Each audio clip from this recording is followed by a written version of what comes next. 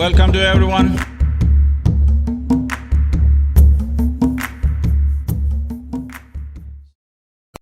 ये शरीर में वो स्थान है जहां से जीवन भ्रूण में उतरता है। तो ये है ब्रह्मरंध्र। अगर भौतिक से परे के आयाम सतत एक लगातार सक्रिय प्रक्रिया बन जाते हैं। आप में से कुछ ने शायद अपनी शांभवी में यह महसूस किया होगा कि आपके सिर पर एक एंटीना आ गया है जो आपको जीवन का एक विशेष नजरिया दे रहा है।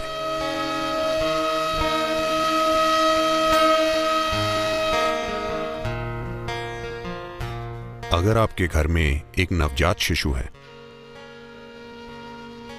तो आप देखेंगे कि कपाल का एक विशेष हिस्सा पूरा नहीं बना है।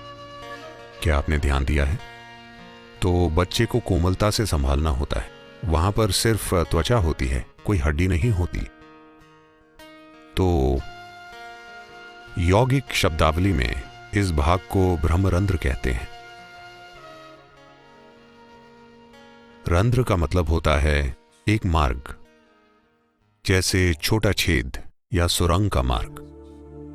तो इसे ब्रह्मरंध्र कहते हैं। तो ये शरीर में वो स्थान है जहां से जीवन भ्रूण में उतरता है।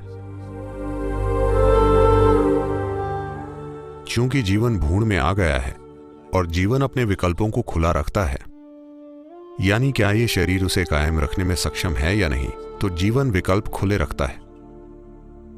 जीवन प्रक्रिया में इतनी जागरूकता होती है तो ये आखिरी मिनट तक उस चौर दरवाजे को खुला रखता है। वो इसे खुला रखना चाहता है।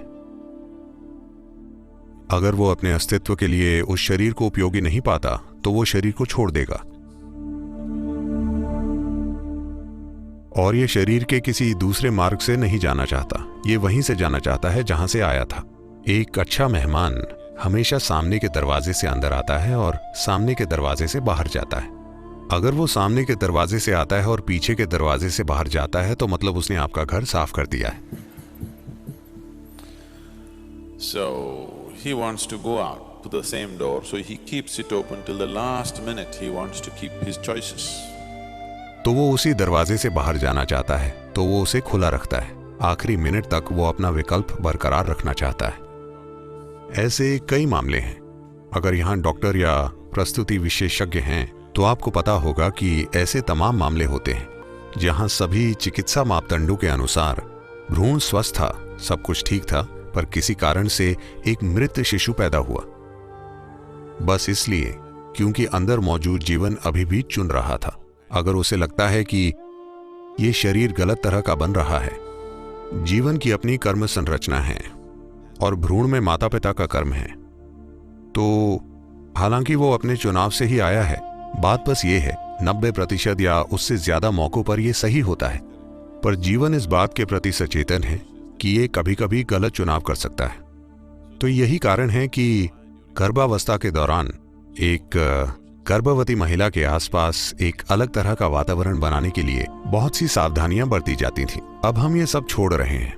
आज गर्भवती महिलाएं काम पर जाती हैं, सिनेमा जाती हैं, वे सभी जगह जाती हैं। ऐसी चीजें अब नहीं की जाती हैं। ये सिर्फ इस उम्मीद से किया जाता था कि Something better than who both of you are comes into your womb. आप दोनों से बेहतर प्राणी आपके गर्भ में आए। आप जानते हैं कि मैं क्या कह रहा हूं? आप पति पत्नी हैं, आपके कुछ खास गुण हैं। आप चाहते हैं कि आपका बच्चा बस आपकी तरह नहीं बल्कि आपसे ऊंची गुणवत्ता का हो। आपसे बेहतर प्राणी आपके गर्भ में आना चाहिए। उस वजह से गर्भावस्था के एक खास चरण के बाद एक पति को भी उस महिला को देखने की अनुमति नहीं थी, क्योंकि उसे आराम और खुशहाली की एक खास अवस्था में रखना होता था।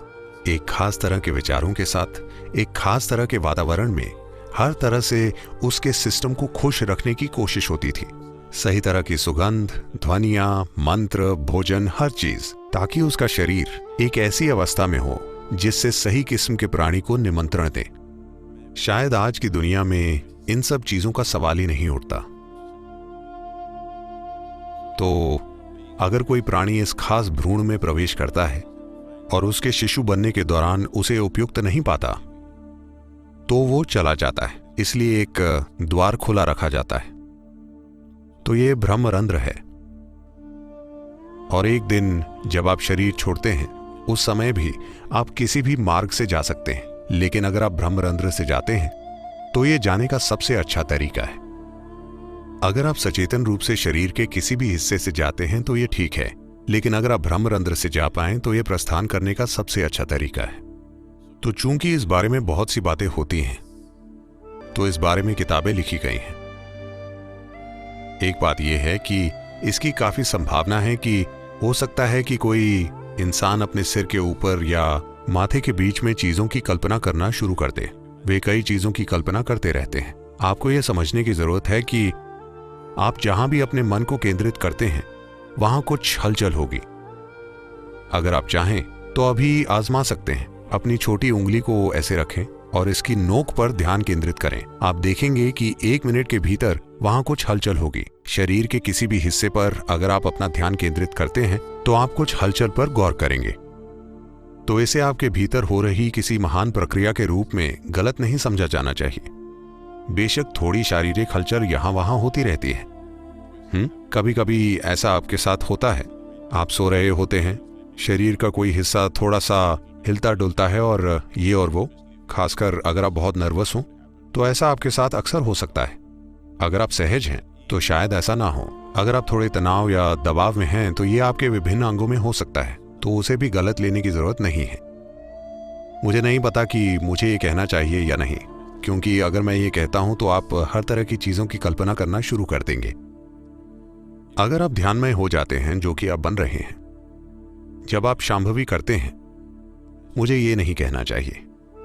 ये हर तरह की चीजों को जन्म देगा, क्योंकि लोगों की कल्पना बहुत प्रचंड होती है। मैं हमेशा उन्हें ऐसा कुछ भी बताने से बचता हूं जो उनके अनुभव में नहीं है, क्योंकि वो हर तरह की चीजों की कल्पना करना शुरू कर देंगे। वैसे भी अगर आप खुद के साथ ऐसा मत कीजिए, ये जरूरी नहीं है। अगर मैं अपना हाथ अपने ब्रह्मरंध्र के ऊपर रखता हूं, यहां तक कि 4 फीट ऊपर तक भी अगर आप इसे रखते हैं, तो आप अपने हाथ में एक स्पष्ट भाव महसूस करेंगे जो हमेशा एक 8 के आकार में होगा। अगर आप अपनी ऊर्जाओं को एक खास तरीके से रखते हैं तो ऐसा हमेशा होगा। ऐसा हर इंसान के साथ हो सकता है, लेकिन यह भीतर होता है। यह शरीर से आगे नहीं बढ़ता, क्योंकि सिस्टम में मौजूद 114 चक्रों में से अंतिम 2 चक्र शरीर के बाहर हैं। अगर भौतिक से परे आयाम सतत एक लगातार सक्रिय प्रक्रिया बन जाते हैं, आप में से कुछ ने अपनी शांभवी में कुछ पल के लिए यह महसूस किया होगा कि आपसे परे की कोई चीज सक्रिय हो गई है। तो अगर आपकी भौतिकता से परे एक आयाम आपके भीतर एक निरंतर सक्रिय प्रक्रिया बन जाता है, तब कुछ समय बाद ये 2 चक्र जो निष्क्रिय और शरीर से बाहर होते हैं, वे सक्रिय हो जाते हैं। अगर वे सक्रिय हो जाते हैं तो मतलब आपके सिर पर एक एंटेना हो जाता है। आपने पुलिस एंटेना देखा है? आपको अपने सिर पर एक एंटेना मिल जाता है जो आपको जीवन का एक खास नजरिया देता है।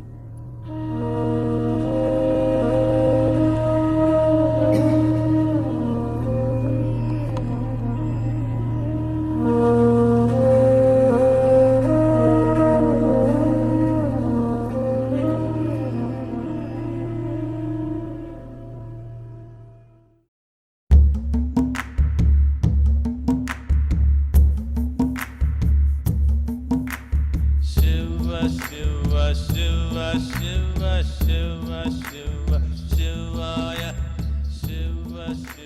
Shiva, Shiva, Shiva.